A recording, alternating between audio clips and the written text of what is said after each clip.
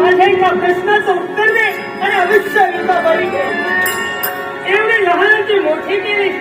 आतापर्यंत देवाची उद्धट उत्तर दिली होती का? नाही देऊ नाही ना?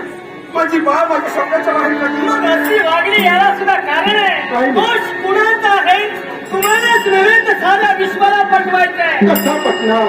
पटेल कोण केलं? त्या आंबेला जगदंबेला हात